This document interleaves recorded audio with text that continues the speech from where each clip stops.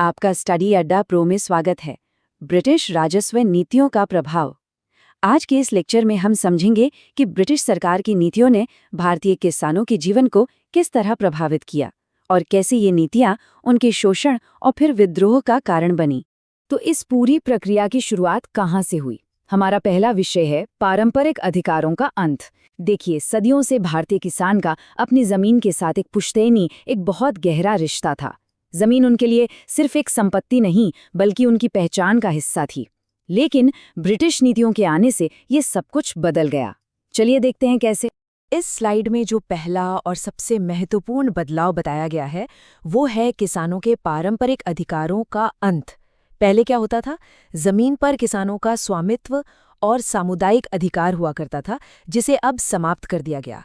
उनका जो पीढ़ियों से चला आ रहा पुश्तैनी हक था वो खत्म हो गया और इसकी जगह जो नई रैयतवाड़ी व्यवस्था आई वो भी असल में स्थायी नहीं थी। इसमें किसानों को जो कानूनी अधिकार मिले वो अस्थायी थे और शर्तों पर आधारित थे। सीधी सी बात है, जब तक आप भारी टैक्स चुकाते रहेंगे तभी तक जमीन आपकी रहेगी। अच्छा, पारंपरिक अधिकार तो खत्म हो गए, इसके बाद क्या हुआ? इसके बाद शुरू हुआ शोषण का एक आर्थिक चक्र। अंग्रेजों ने किसानों को एक ऐसे जाल में फंसाया जिससे निकलना लगभग नामुमकिन था, और इस चक्र की नींव रखी गई अत्यधिक कर और ऋण के बोझ से। अब इस स्लाइड पर ध्यान दीजिए, यहाँ दो मुख्य बातें हैं। पहला, अत्यधिक कर। ब्रिटिश सरकार द्वारा लगाए गए टैक्स इतने ज्यादा थे कि किसान की साल भर की मेहनत के बाद भी उसके पास कुछ नहीं बचता था। और दूसरी बात जो इससे भी ज्यादा कठोर थी वो थी वसूली का तरीका। मान लीजिए बाढ़ आ गई या सूखा पड़ गया, तब भी कोई राहत नहीं थी। टैक्स की वसूली उतने ही निर्दयता से होती थी, भले ही फसल पूरी तरह से नष्ट क्यों न हो गई हो।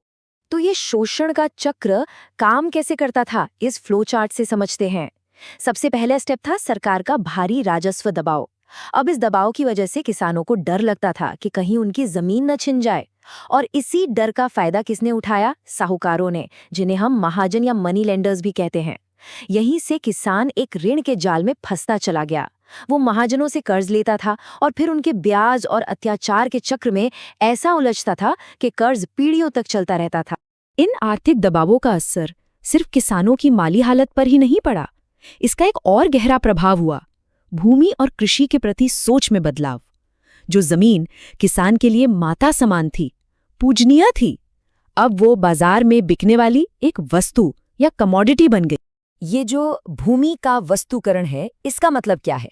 इसका मतलब ये है कि जमीन जो पहले एक पारिवारिक धरोहर होती थी, अब सिर्फ खरीद फरोख्त की एक चीज बन गई। उसे बेचा जा सकता था, गिरवी रखा जा सकता था, और इसका सीधा नतीजा क्या हुआ? जमीन की देखभाल में निवेश कम हो गया, उसकी उर्वरता बनाए रखने पर ध्यान नहीं दिया गया, जिससे कृषि की उत्पादकता मतलब पैदावार लगातार घटती गई। इसी के साथ एक और बड़ा बदलाव आया, कृषि का बाजारीकरण। देखिए, ब्रिटिश उद्योगों को कच्चे माल की जरूरत थी, जैसे नील, कपास, अफीम। ये सब नकदी फसलें हैं, यानी कैश क्रॉप्स। तो किसानों पर इन्हें उगाने का दबाव डाला गया। इसका असर क्या हुआ? जो खाद्य फसलें थीं जैसे गेहूं और चावल, उनका उत्पादन घट गया। मतलब अब खेती लोगों का पेट भरने के लिए नहीं बल्कि ब्रिटिश बाजार की जरूरतों को पूरा करने के लिए हो रही थी, और इसी वजह से देश में आगे चलकर खाद्यान्न का गंभीर संकट पैदा हुआ। तो अब तक हमने देखा कि शोषण, गरीबी और भूखमरी ये सब अपनी चरम सीमा पर पहुंच चुके थे। ऐसे में क्या होता है?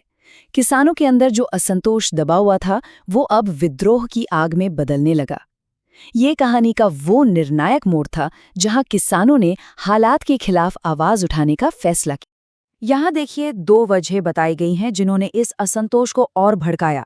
पहला, अकाल। खाद्यान्न की कमी की वजह से बार बार भयानक अकाल पड़े और सरकारी राहत ना के बराबर थी। और दूसरा, न्याय की विफलता। जो नई कानूनी व्यवस्था थी वो इतनी जटिल थी कि एक आम किसान के लिए उसे समझना नामुमकिन था। तो ये अदालतें और कानून असल में अमीरों और साहूकारों के पक्ष में काम करते थे। इन दोनों वजहों ने मिलकर किसान को पूरी तरह बेबस और लाचार बना दिया। तो निष्कर्ष क्या निकलता है?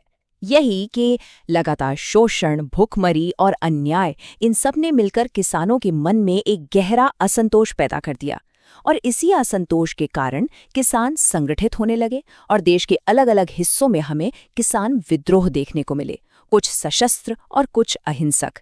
ये सब ब्रिटिश नीतियों का एक सीधा नतीजा था। चलिए इस पूरी प्रक्रिया को इस चक्र के माध्यम से संक्षेप में समझते हैं। देखिए, सब कुछ शुरू हुआ ब्रिटिश नीति से। इस नीति ने किसानों पर दबाव बनाया। इस दबाव के कारण कृषि में बदलाव आए। इन बदलावों का परिणाम क्या हुआ? अकाल और गरीबी। और अंत में इस परिणाम की प्रतिक्रिया क्या थी? विद्रोह। तो ये पूरा चक्र हमें ये दिखाता है कि कैसे एक नीतिगत फैसला पूरे समाज पर कितना गहरा असर डाल सकता है।